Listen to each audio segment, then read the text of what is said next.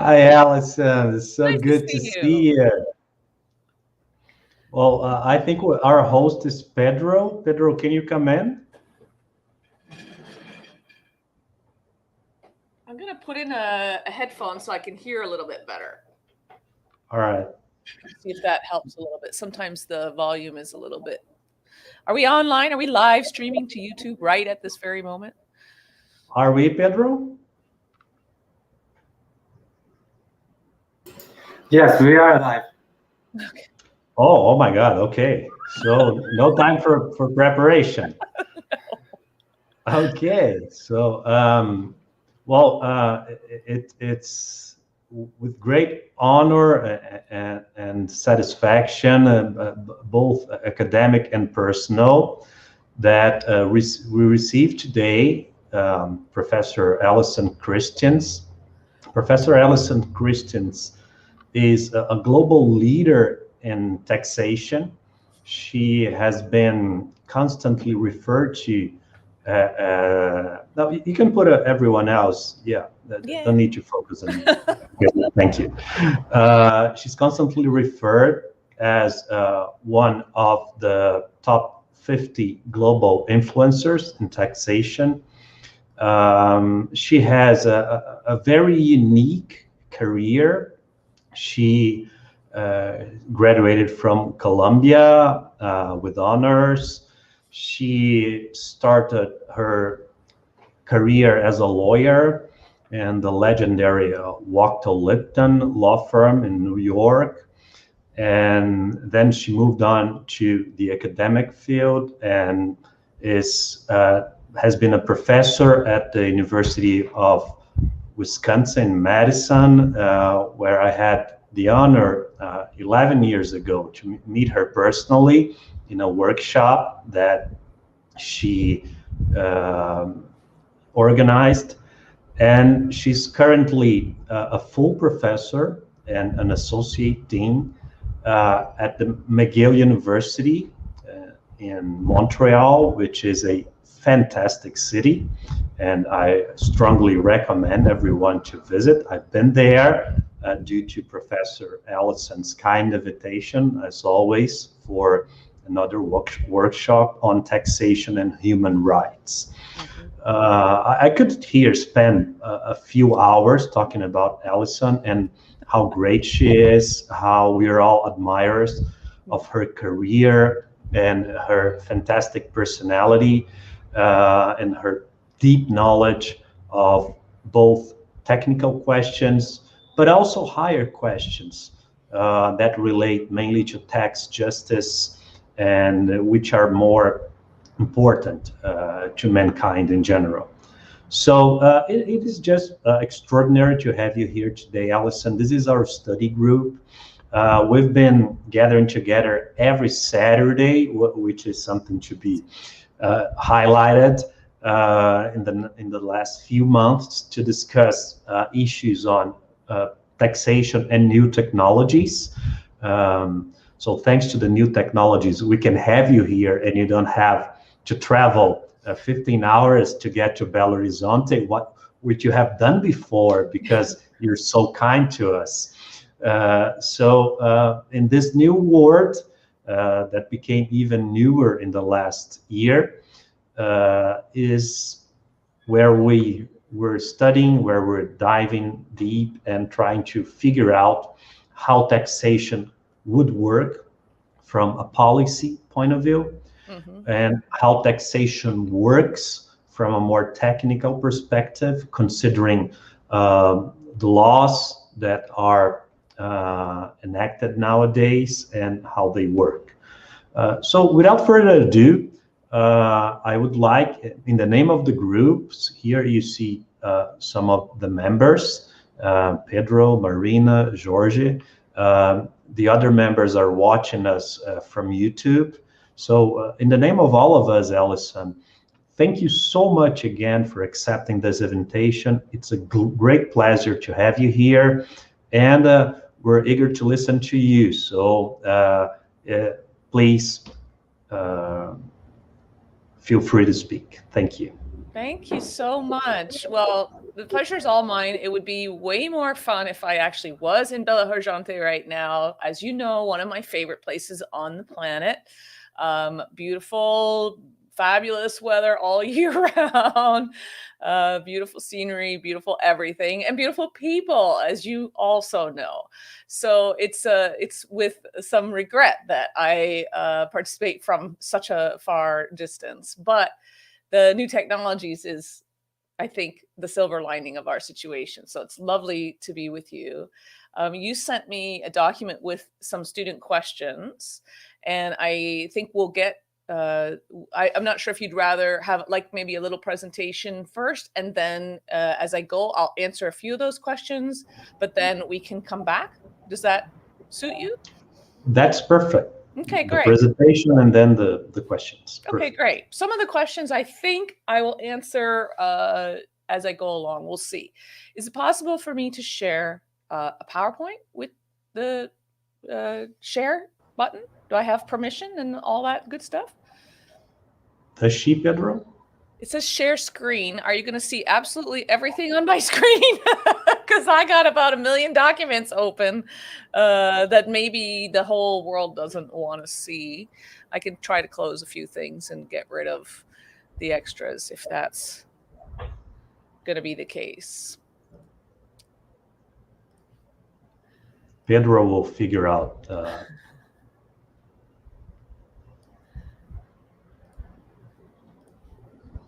Let me see. One moment, please. Okay.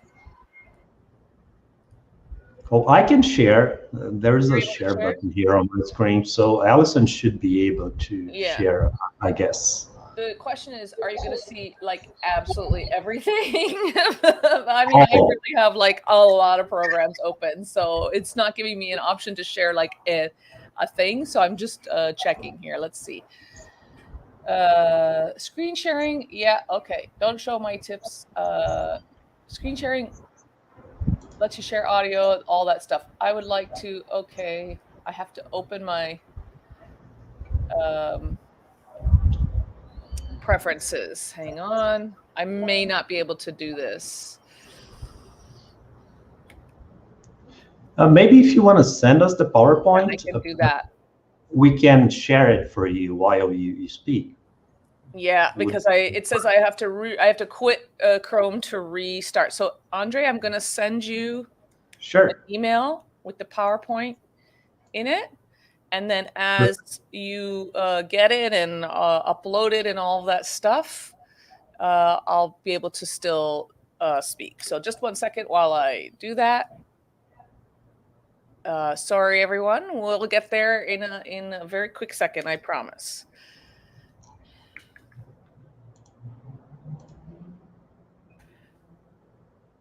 Okay. And Allison was also the General Rapporteur of the International Fiscal Association General Congress in Rio de Janeiro in 2017. That's true. Yeah. Yeah. That was an excellent conference, actually, in every respect. Okay, Andre, you can check your email. If it doesn't show up, then we will just work without a PowerPoint. That's also possible. The only thing that you won't be able to see if I can't share my PowerPoint is that I had promised to share my Suez Canal memes this morning, and I have many of them. So if the PowerPoint does not come through, it's a kind of a large file. So if for some reason it doesn't come through, then you're just going to have to check on Twitter. I'll put them on there later on today. Okay, so I'll start by saying that since you've been studying tax and new technology, I'm getting a little feedback from somebody's mic, so maybe somebody might want to mute. I get traffic sounds or something. It's way more exciting than where I am, where there's nothing happening. Thank you. So I assume if you start a study group on tax and new technologies, somewhere along the line, very early on, you start talking about BEPS and the OECD. And so you actually know already that it's been about 10 years almost 10 years since they started the BEPS initiative. And you probably also know that there were 15 action items, of which 14 all got tied up, all got finished.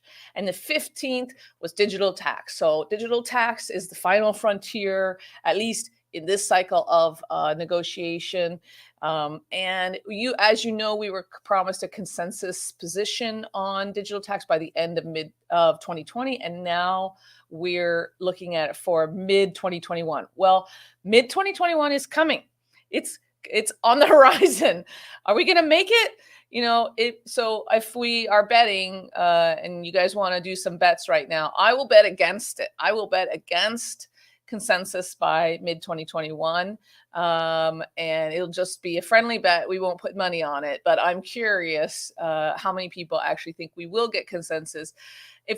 And to the extent we do get consensus, I think it will be on a very weak basis.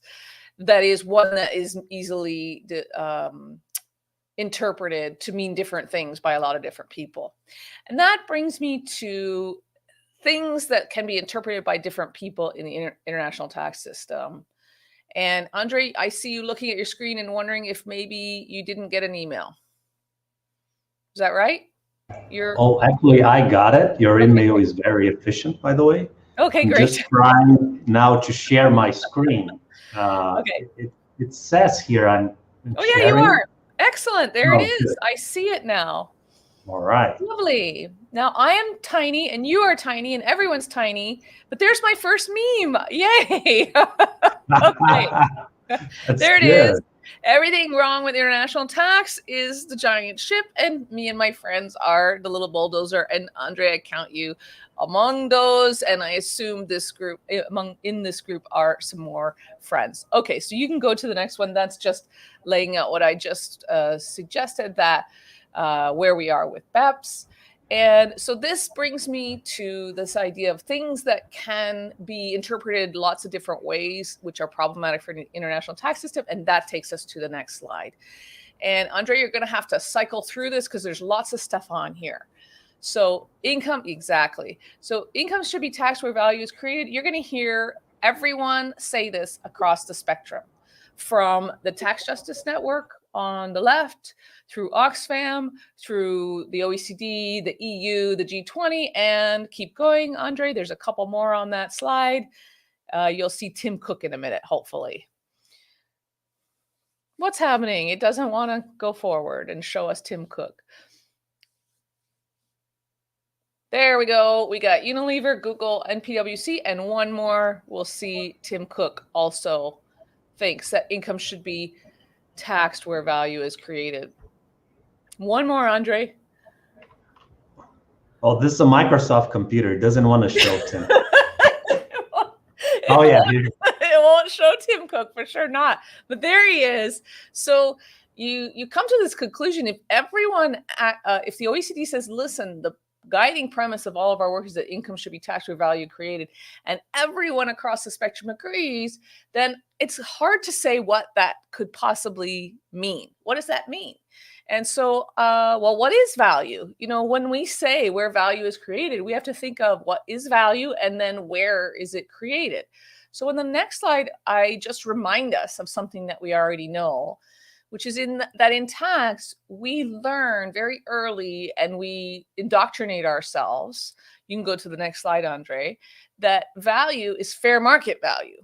Value is what unrelated parties that are not compelled to transact, who are more or less knowledgeable, are willing to pay, buy and sell, the prices at which they're willing to buy and sell and transact.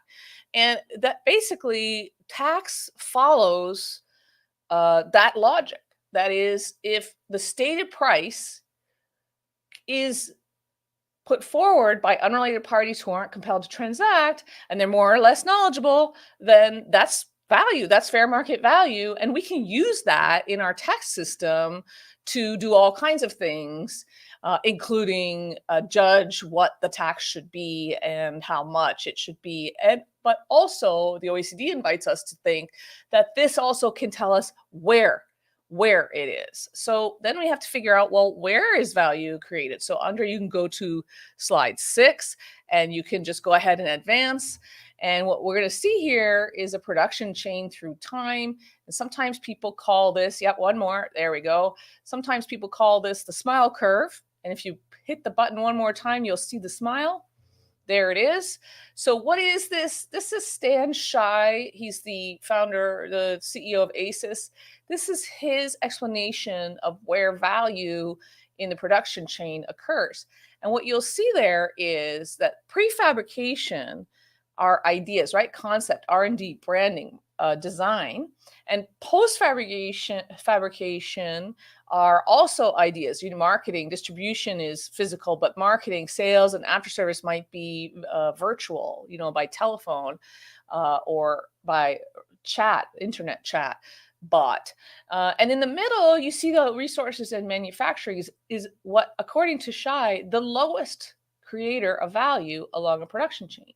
So this is the idea that we're working with. The idea we're working with is that the things that we're going to run out of, the natural resources that take massive amounts of work and effort and environmental energy to extract, to form, to produce, and send to us. All of us are on a screen right now. All of that stuff that was used to make that screen and put it in your hands is low value, but the design of the screen, the shape of it, the marketing of it, the advertising of it, the logo on the back of it, all of that is high value.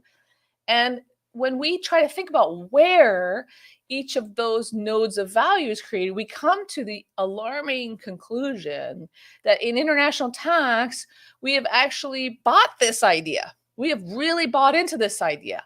Well, all the IP is in low tax jurisdictions. So it's attracting high amounts of income because look at all the value that IP is providing.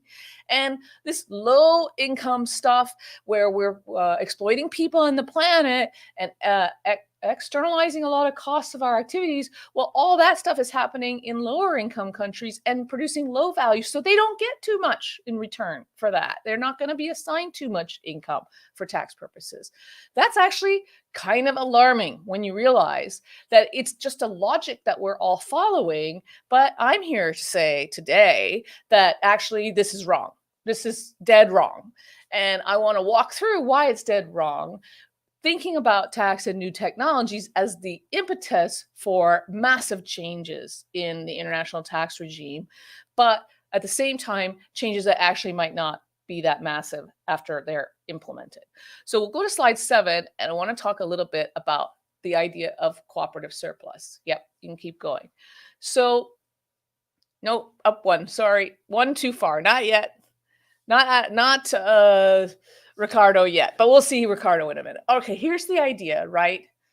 When state A mixes capital and labor, they produce state A gains. And when state B mixes capital and labor, they produce state B gains. And when state A and B come together and they mix their capital and labor together, they produce what the gains they produce are mixed. That's why they're purple, right? Red and blue make purple. So they're mixed. You don't know which of those gains came from state A, what state A produced or provided, and what state B provided, because they're mixed together. You can't refragment them. But we have this idea that, well, some portion of those gains that are mixed by state A and B are the counterfactual A and B gains that they would have got had they not cooperated. But then they also get a little bit more. Now, that little bit more is cooperative surplus. That is, you can go to the next slide, Ricardo's view that when you cooperate, actually, I think that might be Smith, when you cooperate, I can't remember. It's one of those old guys in trade basics. You can look it up. When you cooperate, you create cooperative surplus, and by trading, you can distribute that cooperative surplus. So engaging in trade in the terms of trade distributes the opportunities and the returns of the cooperative surplus. Okay, and then we'll go one more slide, and I'll say, maybe you don't know who this is, but you should. It's Peggy Musgrave, and she said, well, that's true, but tax distributes cooperative surplus too. And the idea there, you see the little pinch? The idea there is that for the source country, the country where the investment is made, the source country to share in the gain, the cooperative surplus gains, they pretty much have to tax. They have to take some tax out before the gains get redistributed or get repatriated back over to the investing company, the capital exporting country. And then I have one more. So we know trade terms distribute cooperative surplus, tax distributes cooperative surplus. What else? One more. Tech definitely is distributing cooperative surplus. So there's a fascinating thing happening, and you guys have been studying this in your Saturday morning, which is, I have to say, quite dedicated, and I am very impressed but not surprised that you could find students who would want to spend Saturday morning thinking about tax and tech, because it's fascinating. Tech is distributing cooperative surplus because now you can access a bunch of resources in source countries without having the source country have the chance to pinch a little bit in the form of tax without moving taxes over. No, that's okay. You can go to the next one. We're good. Oh, just everybody knows what FANG is, right? On the side of that, Facebook, Amazon, Apple, Netflix, Google, you've all studied that. So you know FANG. So that's why that's there. Those are the targets of the OECD and all of our problems. So I made this graphic to say, look, if you're trying to get at cooperative surplus, you're trying to figure out how countries are building tax rules to distribute cooperative surplus, there's a lot of options. You can see on the left at the top is the GILTI, followed by OECD Pillar 2 GLOBE, which is a way to distribute profits. You can see across the board a whole bunch of different options. Some of these acronyms you won't know. If you know what all these acronyms are, then you should get an A in your international tax course or any tax course you take, because this is actually, impossible. You couldn't possibly, but I know that some of you know at least one of those acronyms that most of the world probably doesn't, and that is the second from the right on the bottom, the GAP tax. So some of you mentioned in your questions to me about the global excess profits tax, and yeah, for sure, we're thinking about value, we're thinking about extracting value, creating value, and distributing the cooperative surplus with that GAP tax. So we'll come back to that in a bit. But here you can see we came up with 14 possible ways to share cooperative surplus.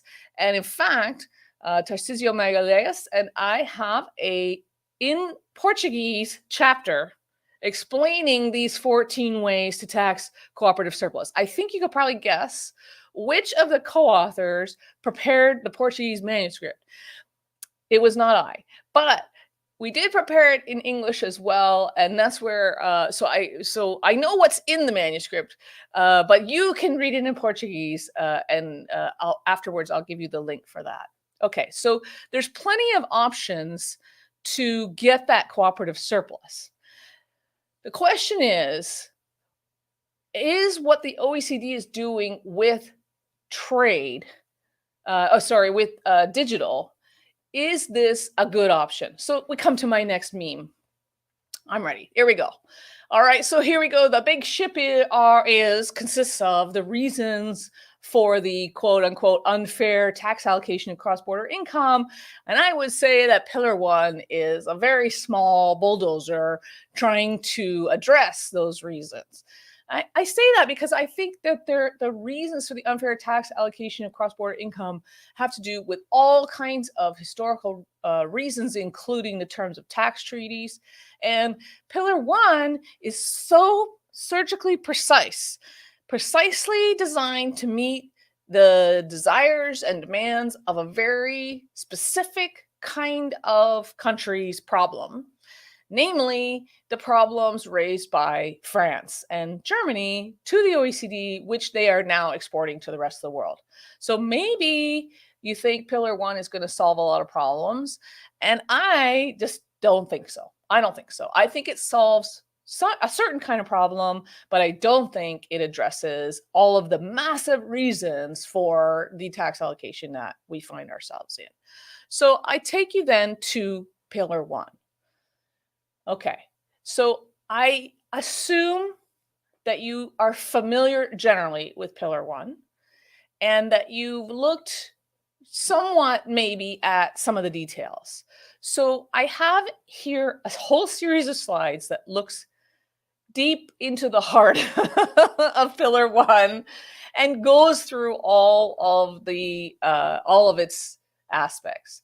But I think what I will do is do like the shorthand version here, and you have the slides, so you can always look at those. And Andre, you're free to share those with whoever would like to see them. But you have in mind here, the OECD has in mind here for us that right now, under our current rules, where a tech company has a permanent base, then the permanent base and the headquarters will share the profits. Those are the green and the purple on this drawing. But where the tech company doesn't have a permanent base, but is accessing users and user data and customers, scale without mass, that those jurisdictions, that's the jurisdiction 3 in their terminology, those jurisdictions are not getting a fair share of the multinational profits. And so we've got to figure out how to take a little slice, a little pinch, if you will, from either jurisdiction 1 or jurisdiction 2 or both, and hand it over to jurisdiction 3 so they can tax it. That's the idea of Pillar 1.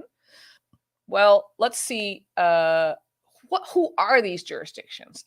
This is a guess, right? I don't actually know. So where are the headquarters jurisdictions of tech? Well, that I am pretty sure we all kind of know. Most of them are in the United States. A few are in China. There's one in Canada. It's called Shopify. And there's one in Sweden called Spotify. You might have heard of it.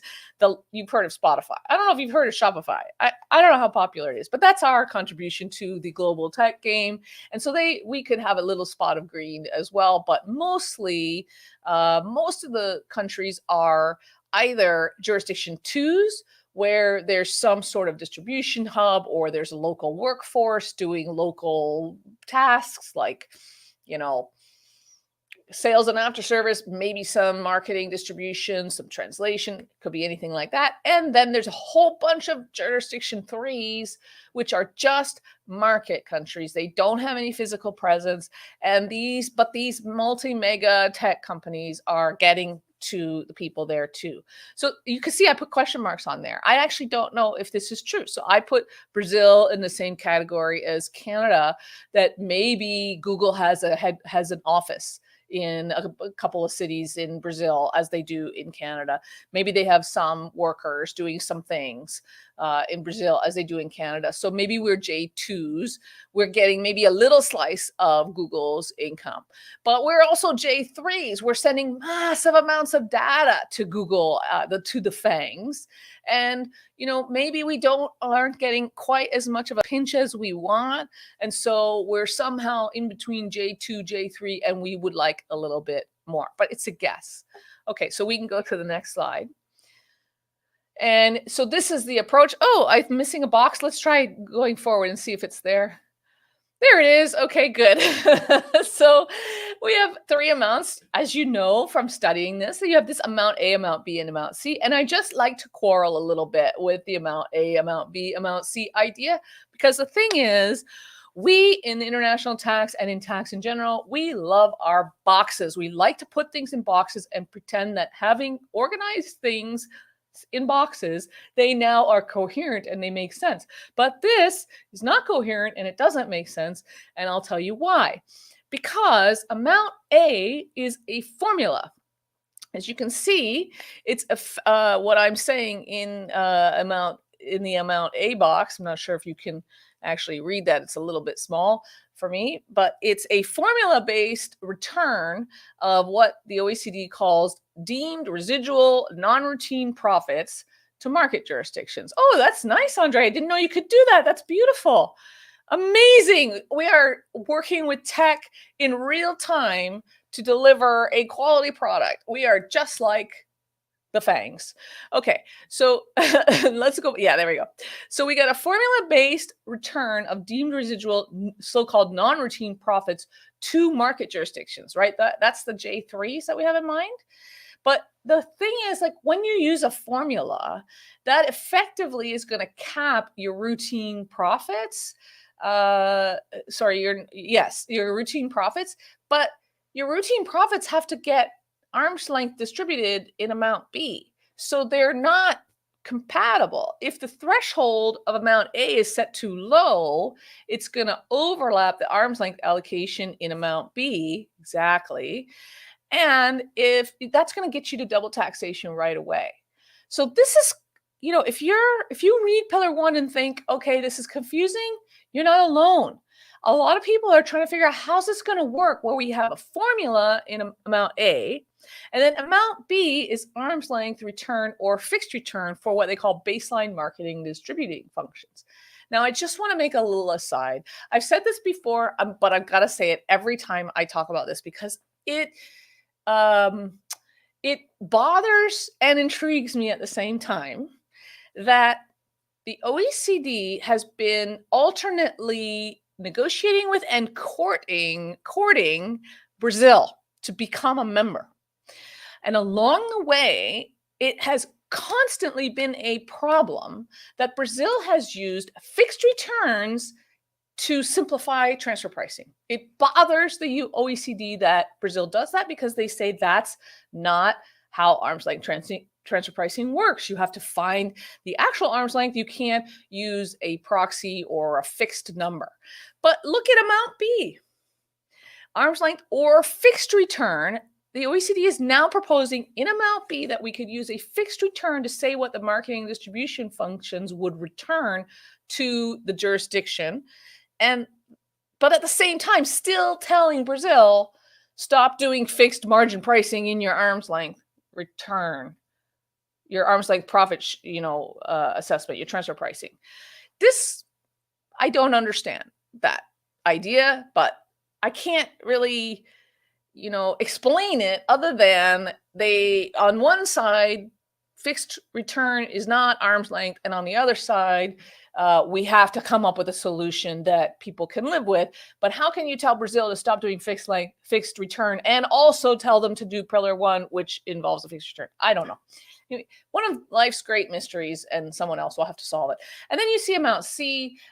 Okay, so keep in mind, amount B is the normal, in theory, normal transfer pricing return with this fixed margin return as a possible ability to make it simpler.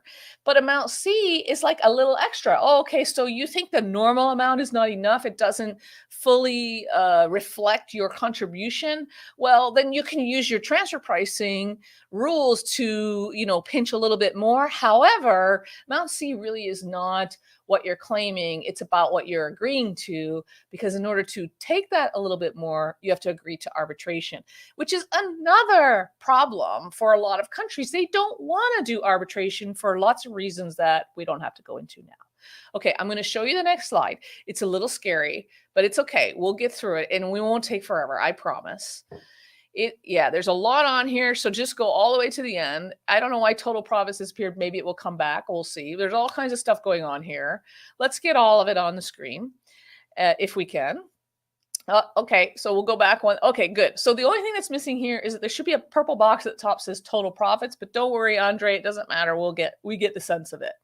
So on the slide, I show you that what the OECD is doing with Pillar 1 is actually fascinating on a lot of different levels, but one of the most fundamental things it's doing is telling us that we can take the cooperative surplus, the combined return of state A, state B, which I showed at the beginning, and we can separate it between routine and non-routine. Now, this is a thing, my friends, that economists will tell you cannot actually do.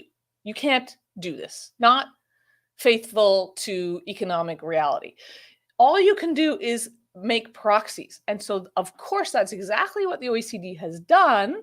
And that's why there's fixed margins and percentages and proposed numbers being plugged in all over in their formula. But you get this combination, which is really unworkable. The combination is some of the amounts are going to be distributed by formula and some are going to be distributed by arm's length. You can't reconcile those. So look at the non-routine first, the blue one on the left. The non-routine profits, that's the amount A. This is the digital PE stuff.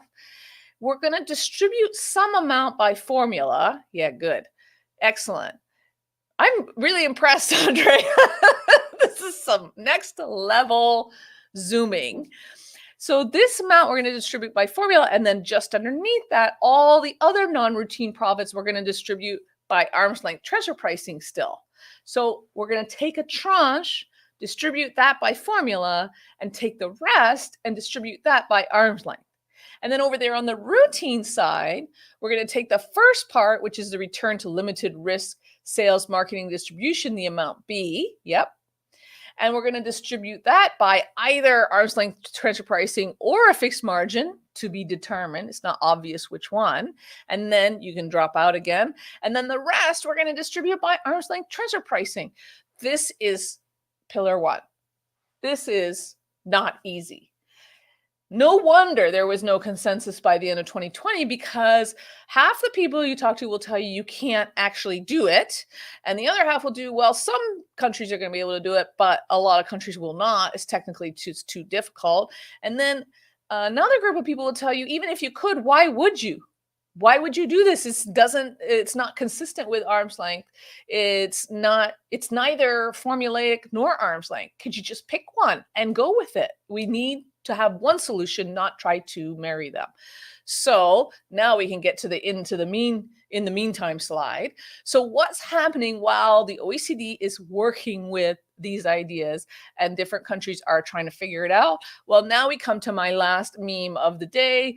Now I think digital services taxes are actually the boat that's driving, I know it's a ship, boat that's driving the pillar one. And pillar one is trying to push the digital services taxes out of the way, push them back so that we can, get to something like harmonization. Well, let's see who's mad about digital taxes. Now, I don't know about in Portuguese, so let's just check this double meaning of mad. So in English, when I say I'm mad about something, I might be angry about it, or I might be super excited about it. And that's the meaning I mean here. Both of those are true. Some countries are mad, as in angry, and some are super excited and thinking about it. And I made this map several months ago, and it's already changed. It's not actually correct anymore. There's a bunch more countries have joined on board. And you see Brazil there proposed. Did you guys finally enact? Should you be in red there? Andre, do you know? Well, I think yellow suits us. Because I would have to go back and look at my timeline, but I think Brazil has the only proposed formula that would be progressive, that has 3 rates or 4 rates or 23 rates. I don't know how many rates you'll eventually end up with. But I'm not surprised it's not quite worked out yet. Lots of politics around that. So who's mad about digital taxes? Well, obviously the United States is not happy about it. So you see in the next slide, let's talk a little bit about what the US has done. Now, if you watch the news or see the news this morning, read it on Twitter or whatever. Stephanie Sung Johnson from Tax Analysts tweeted that the USTR has dropped a few of the countries, and I think they might have dropped their investigation of Brazil. Actually, we could check. I think they dropped Brazil off of the list, but they're still chasing after some of the other countries. But here's what's hard to understand. The U.S. Trade Rep initiated the Section 301 investigation. So if you don't know what that is, I forgive you, because it's a fairly obscure trade measure that the U.S. is not supposed to use when there's a trade agreement in place. So by its own design, the U.S. has different ways to go after what they consider to be unfair trade practices. But where there's a trade agreement in place, there's a certain path. And where there's no trade agreement in place, there's a different path. And well, guess which way they're going right now. So some of you may know that the U.S. has been dismantling the WTO appellate body for some time. Yeah, you can, sure. Yeah. That's basically. So some of you may know that the US has been dismantling the appellate body by refusing to appoint people to it. Okay. So that means that effectively, if you take a country to the WTO, you say they've done something unfair, a panel could agree with you, but the other country will appeal, but they appeal to the void because there's no appellate body in place. And so what the US is doing is saying, okay, we dismantled the trade appeal process when we have a trade agreement that would probably be relevant if you're talking about digital services taxes and you think that they violate the terms of trade, you would go to the trade agreement. But the US has dismantled the appeal process. So what they have done instead is launch an internal investigation. And this is their message. Don't even think about it. Yeah, exactly where you were. Don't even think about it. Just wait for the OECD to produce consensus. And let me tell you, I'm here to tell you, we're not going to agree. Whatever the OECD comes up with, forget it. We're not interested. At least this is kind of where they were when we got all that news about the US stalling on the OECD or whatever, right? So all of this swirling around in trade is the US saying, we don't like digital services taxes, so we are going to bring the hammer.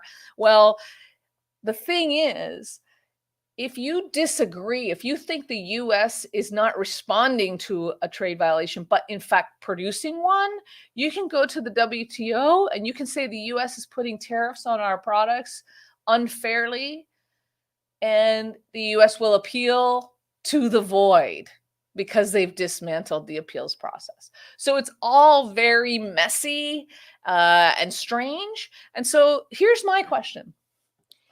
If you have a treaty with the US, I can understand why you try to go down the DST as Europe does. This is why they're going down the DST route, because they're trying to avoid their tax treaties through which they have given up the right to tax at source. They have given up too much. Developing countries have been saying for decades, we don't want these tax treaties giving up too much right to tax at source. And Europe has been saying, no, it's fine, it's good, it's wonderful. But now Europe has realized they have given up too much tax at source. They respond with the digital services taxes. Is that the right response for other countries? So we can go to the next slide. So this is a question, and then I'll stop because we are ready to maybe have some interaction. Should other countries really follow Europe's lead? If you do not have a treaty in play with the United States, I don't know why you would adopt a DST. Why bother? You can tax at source without stop. You don't have to change anything. You just tax at source right now. We can keep going through these slides. To the next one. If you have a treaty in play, you should look to see if you have restrictions on source. You might have fewer restrictions than you think. Look at the UN Tax Committee's proposed Article 12B. It's just repeating what they already have in 12A. And you know, in Brazil already, keep going, one more, next one after that. Yeah, you know, in Brazil already that just because, no, that's okay, you can go. I want to see the little circles. Yes. That what other countries call royalties or what other countries call technical services fee, you call royalty. You know that because that's how you guys deal with it. But we in tax are obsessed with these boxes. We want to put things in boxes and keep them there. Yeah. And what I'm here to say is, well, all business profits is the way we define business profits is when you get one of these things, but you're in the business of getting them. So it's okay. You can reassign an income flow to a different category. This is not going to end the world if you reassign a technical services fee to the rent idea. That's okay. What's wrong with that? But you know that we're obsessed with categories. So once we decide something is in the business profits, then it's not a royalty. Then you can't tax it if you gave away that right. by having a threshold to royalties or a different threshold for business profits, the PE. Okay, so there's a lot packed in here, and I won't go on because I want to engage with your questions, but I'll just show you the last slide just to intrigue you with my the latest work that Tarcisio and I are doing, which is, well, what about these externalities of our environmental exploitation and exploitation of human life in the production of all the things that we like in the global supply chain? What about those things? Is there a way to pull those into the tax base? And so we have recently started working on something called the Sustainable Excess Profits Tax. You can find our paper on SSRN, and I can tell you a little bit more about that now. But for now, we'll stop and we'll move on. You can stop sharing. Andre, thank you so much for that masterful job of, of working those PowerPoints. And let's go to your questions. So Andre, do you want to read those questions out and then we'll talk about them? Certainly, Alison. Excellent. First of all, thank you so much. I mean, your presentations are always so great and interesting. And you do, on the top of it, it's the cherry on the top, these fantastic slides. So, I mean, everything's so great. So thank you so much on behalf of our study group. And we have a few questions for you. Yeah. So I'd like the students to have the opportunity to interact with you. Yeah, So, I would like to. Yeah, so I'm going to read the first question, and then I'll ask Pedro, Caroline, and Georgia to read other questions so we can go on with the discussion here. So the first question, just one comment on your slides. Brazil hasn't enacted any laws on taxation on digital services. We've been discussing this for the last couple of years. Yeah. Every 3 months, somebody says that now we're going to do it. Yeah. It doesn't go like that. So that's why we're the same here. Yeah, we keep saying we're going to do it. We're going to do it. And I think we focus more on the VAT here in Canada. We try to get the foreign suppliers to voluntarily agree to withhold VAT, and maybe you are doing similar. Well, not actually. No.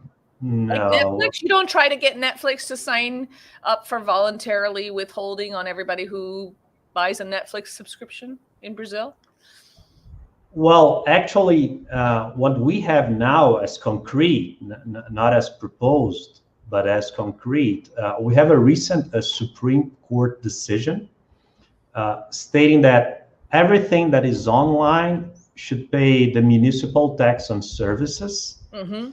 That theoretically would enable 5,600 municipalities, that's the number of municipalities we have here, to collect taxes on not only on Netflix, but on every digital good that is downloaded or used online. But here, there's something very interesting, making a parallel with Pillar 1.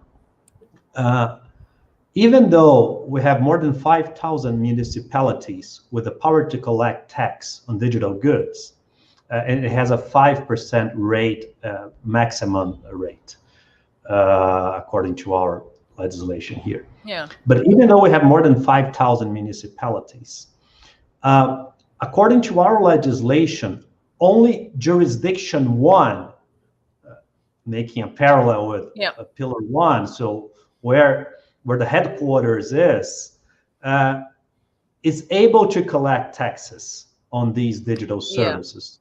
So that means that São Paulo, maybe a little bit Belo Horizonte, and by the way, the technical headquarters for Google in Latin America is in Belo Horizonte. Well, we have a couple hundred engineers. Okay. 100 are foreigners, and the other are Brazilians, the other half. And they live here because 15 years ago, Google purchased, incorporated a company, a tech company that was set up by a professor from our university, but from the engineering department. And so that's where they are based in Latin America because of this historical fact. So you're just jurisdiction 2 for Yeah. So what happens is in concrete terms, and we've been discussing this in the study group. We now have a Supreme Court ruling saying everything that goes through the internet is service and should be taxed by the municipalities. Good, fine. But in order to tax, you need to have on your territory the headquarters of the company.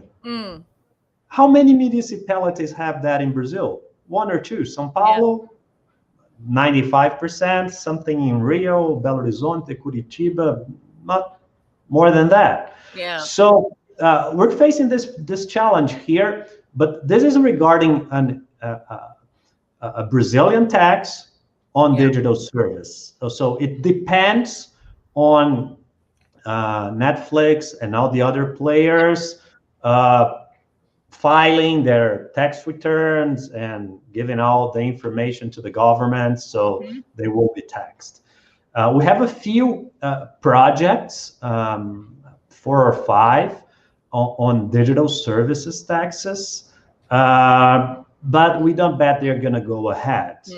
And we have 2 main constitutional projects that would redo our whole consumption taxation and adopt a single VAT in Brazil. So we would replace the 5 VATs we have, 1 municipal, 1 state, and 3 federal, for just 1, which would be good.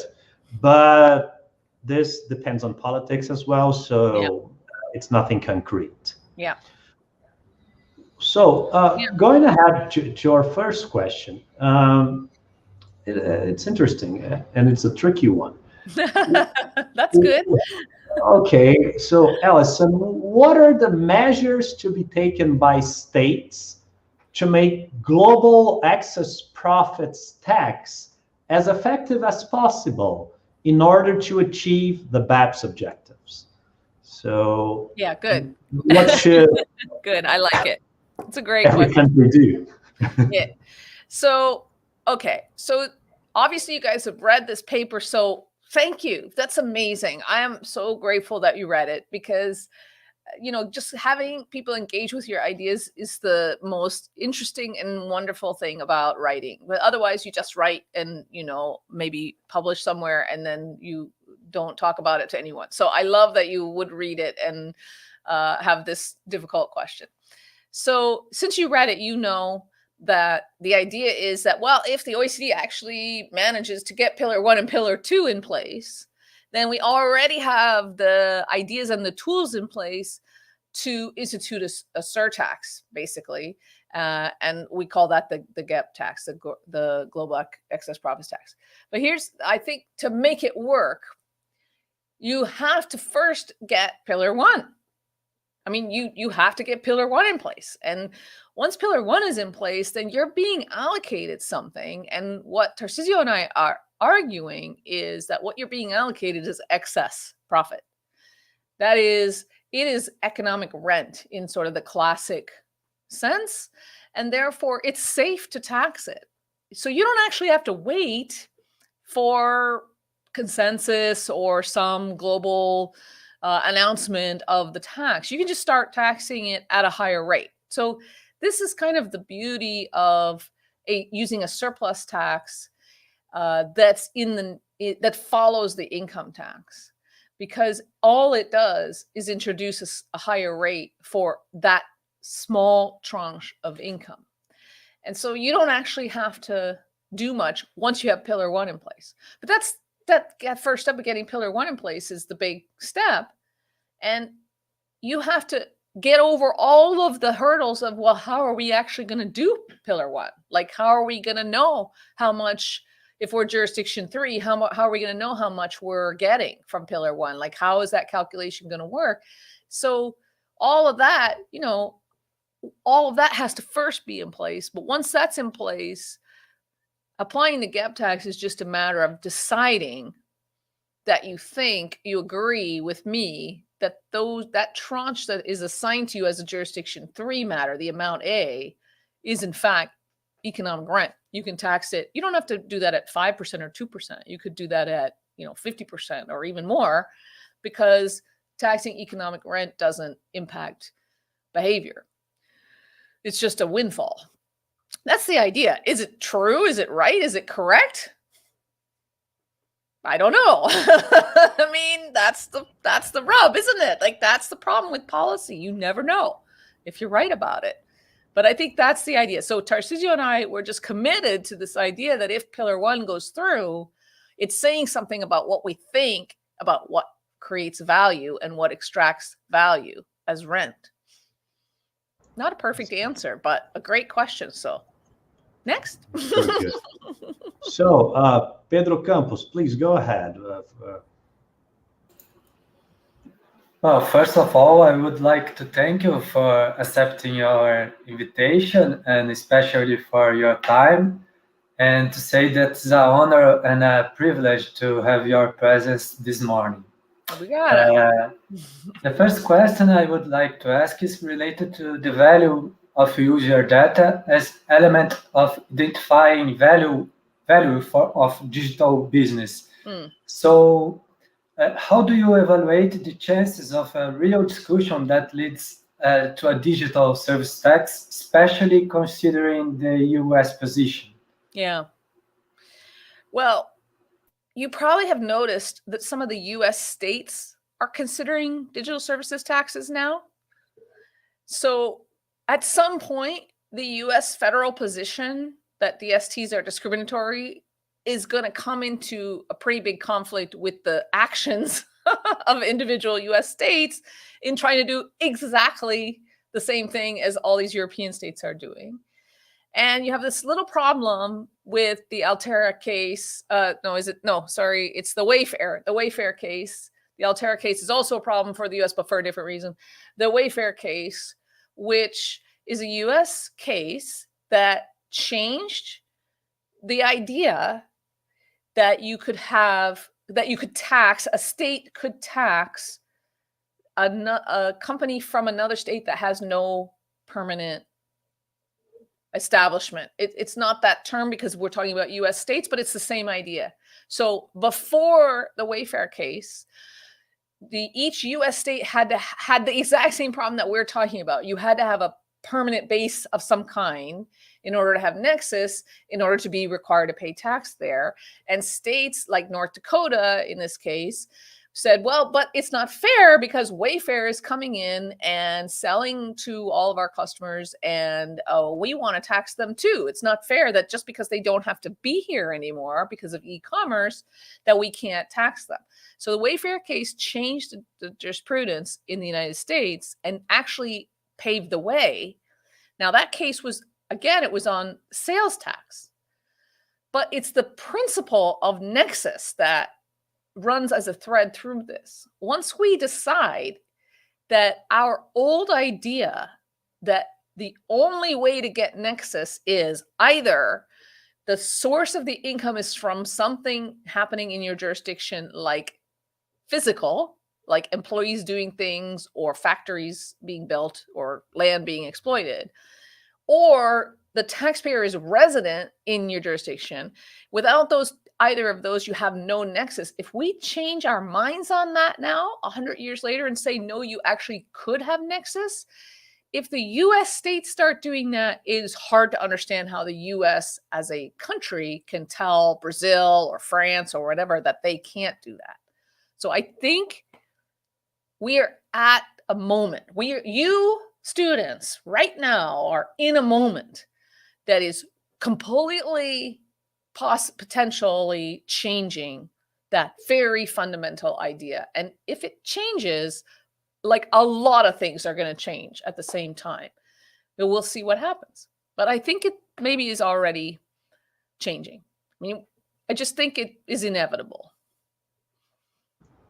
What do you think, Pedro? Do you agree with me? Oh, I completely agree. And I would recall that among the states in the US, there's a war going on today between Texas and California, and lots of big techs going out of California Yep. to Austin, Texas. So the states are within a war between themselves. And Yeah. who knows? Maybe we can get some profit out of it. Yeah, and I mean, look, fundamentally, if you study tax, there's some part of you that is thinking about technical, puzzle solving and rule following and compliance. But at the same time, and Andre, I love that you brought this up because I think this is how I do want to think about what I contribute, which is to say, yeah, that's all true, but each time you think about a technical rule, you have to understand that it serves a policy objective. And if our policy objectives change, then our carefully constructed technical rules don't make as much sense anymore.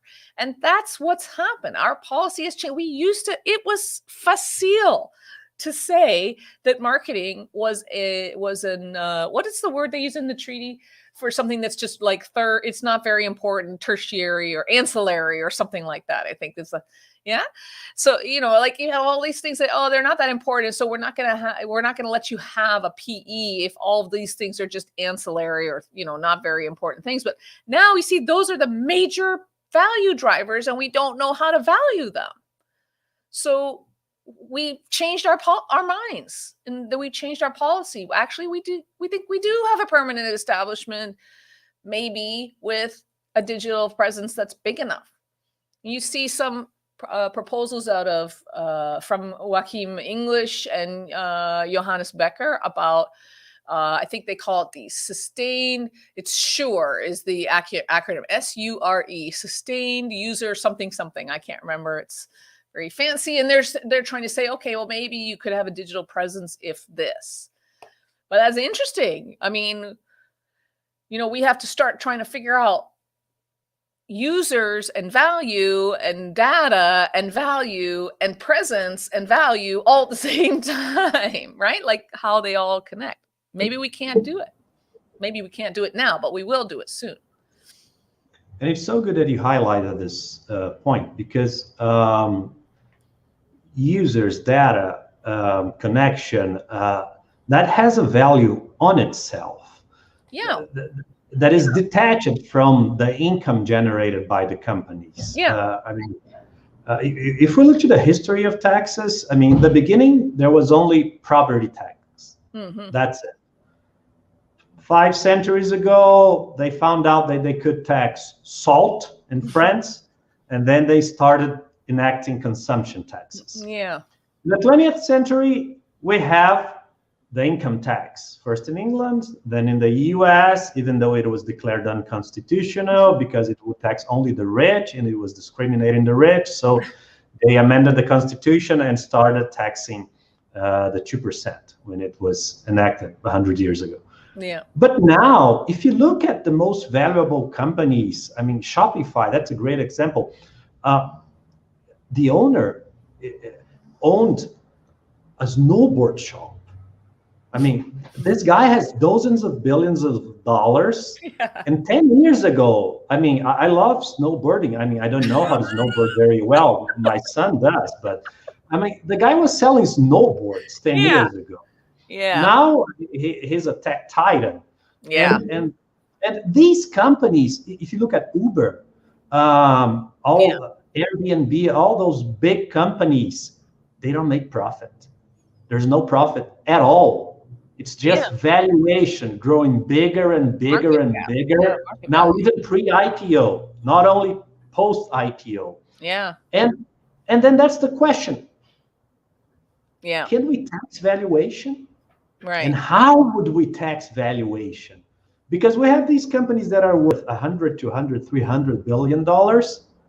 They have no income. Yeah. So how can you tax them if your basis of taxation is income? Because that's what you learned in the last 100 years. Yeah. That is something important to think about. So going on, Caroline. So please go ahead and make yourself at home. Hello, Professor Ellison. Thank you for being here at this lecture. Pleasure. First of all, I'd like to say that the other participants of our study group are watching through YouTube because this stream program limited the access, so everybody are okay. Professor Andra is to reach the next.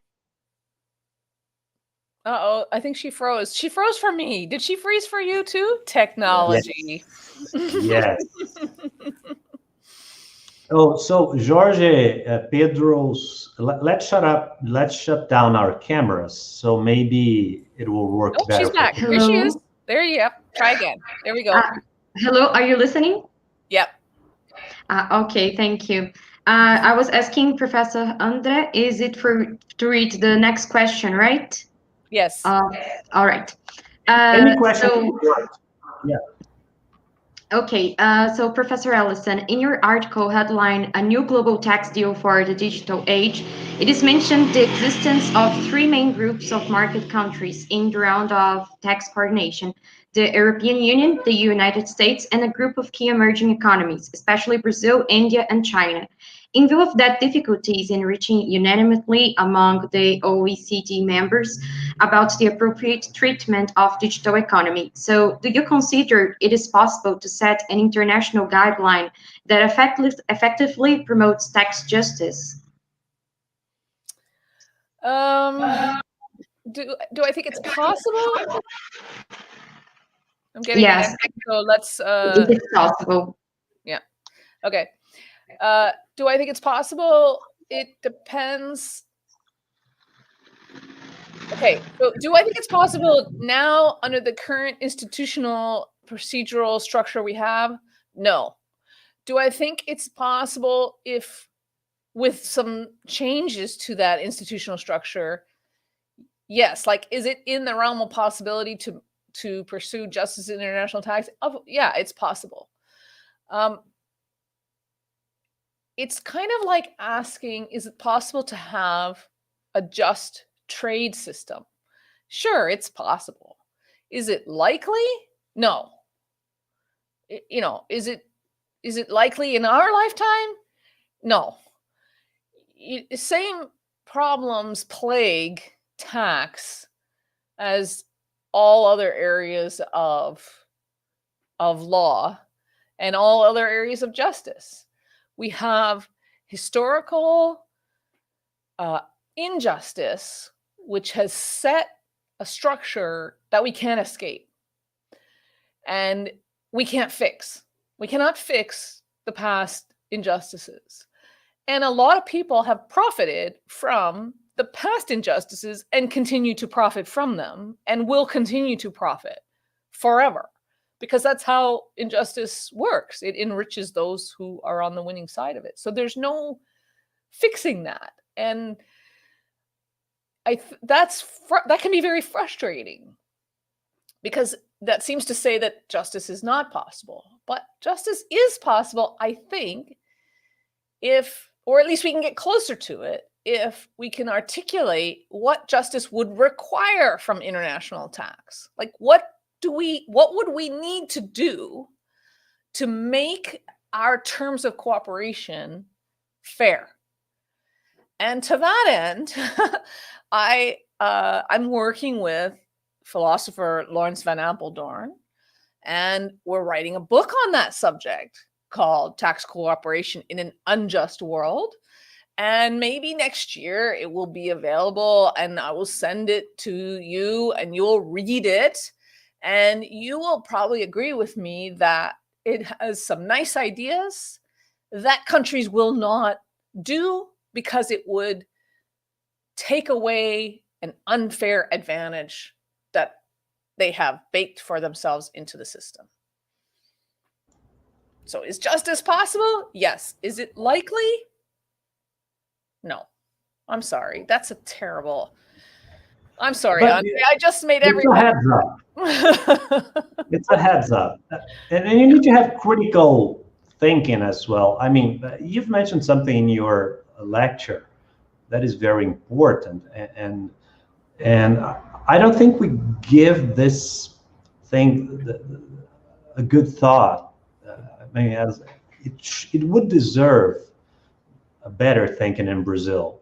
Why do we want to be part of OECD? I mean, does that make sense for Brazil? Yeah. Are OECD's rulings in the best interest of our country? Right. This is something we don't ask ourselves as often as we should. And how is OECD used by the most powerful countries just to buy them time, while the injustices are being perpetuated? Yeah. So I mean, this is something we should think about. Yeah, and I just want to add to that, Andre, like, since we're on this topic, we're all obsessed with digital services taxes, but that is a problem that France and Germany brought to the OECD. And meanwhile, resource mining and correctly taxing externalities has been a problem that developing countries have been mired in for decades. And it's never been brought to the level of a global initiative at the OECD. And it never will be. It never will be. The last time that this brought to the OECD, they, of course, the UN is the place to do that. So that's not to say that the OECD is evil or bad or any of those things. I don't think that the OECD is evil or bad or any of those things. In fact, I think the OECD the people that I know at the OECD have very, very good intentions, are very smart, very capable, and most of them are very thoughtful. But you cannot override the power structure that creates you. You just can't. And the OECD is a membership organization. It just is. And there's no escaping that. And my country is a member of the OECD and yours is not. And therefore, I get to say more than you do. How is that fair? It's just not. It's not. And those things are not going to change. So they are not going to change, I think. I agree. That's why I think we should be more aware of this power structure. Because I see students here every day just studying OECD guidelines and saying, "Oh, this is so good. This is so great," and I always get this feeling that I think this person is missing something. There's a background in there. Yeah. And I mean, I agree that the work is well done. The rules are interesting. But what's behind it from the politics side? I mean, is it in our best interest? That's the question I always ask myself whenever we're facing these issues here. Yeah, and what's the focus? And who decides what the focus will be? That is always what troubles me. I think, there's just no getting past that. Like we like law. We like to think is rules, and we read the rules and then we will understand, and we change the rules and something else will happen. But it's not a passive thing. We have to decide who is going to decide which rules to focus on, which things to try to fix. Who decides that is who decides our ultimate, fate in this field as everywhere else. Okay, that's heavy though. We must have something a little less depressing than the. Let's give the word to Jorge, who will make his question. Please, Very Jorge. good. Thank you. First of all, I would like to thank you, Professor Ellison, for accepting the invitation from Professor André. And so I will read it's the third question. It's Professor whichever Ellison. one you want. I think you can choose. You have full control right now. You should I will choose whatever you want. Okay. In order to implement the GP, would have to rely on great transparency and data sharing between countries. Why would the countries that benefit from the excessive profit agree to that? Yeah,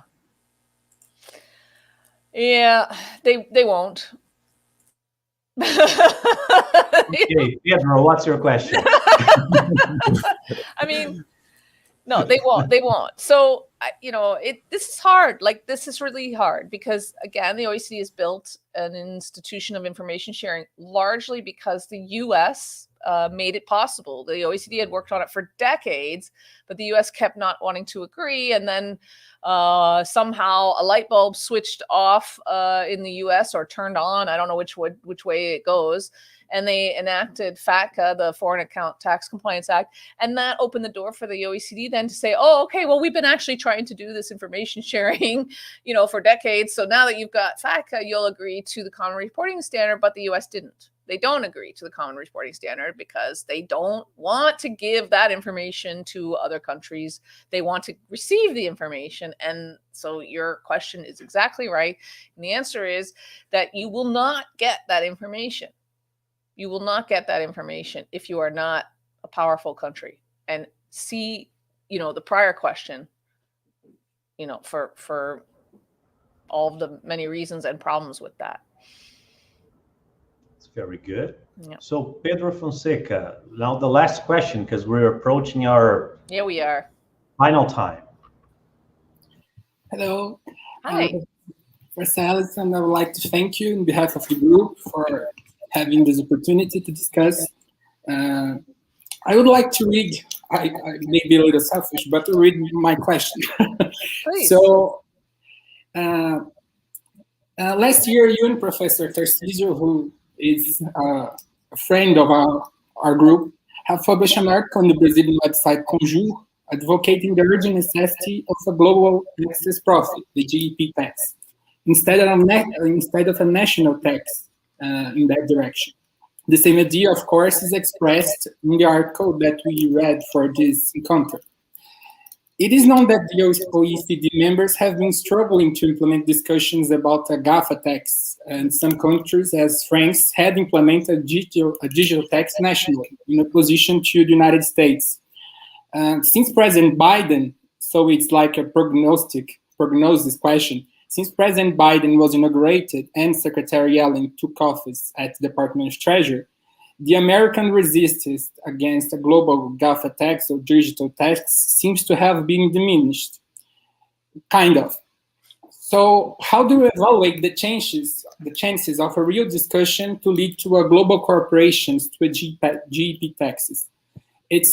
I think the big picture, the scenario of the question is the last government, the United States, was not exactly propense to global cooperation. And this government seems to be like normal, and it's like agrees to global cooperation. Yeah. But it's still the United States and still have interests. So it's like a prognosis question. Yeah. So I have many friends in the United States and family in the United States, and I do love the United States, and they will not change. So don't think that an administrative change means that suddenly the US is willing to cooperate. They are not willing to cooperate. Why would they cooperate? You're talking about other countries taxing what they consider to be their profits. So they're not going to cooperate with that. They're going to fight that. And we see that's what's going on with those 301 investigations, and it has not been dropped. Actually, I thought maybe I was in the same place as you. I thought maybe they would drop it because since January 20, they had sort of been very quiet about that second 301 investigation, the one involving 20 jurisdictions. I think it was 20 jurisdictions, including the EU and including Brazil. Now, maybe one of you Googled quickly to see, did they drop Brazil? So they dropped a few.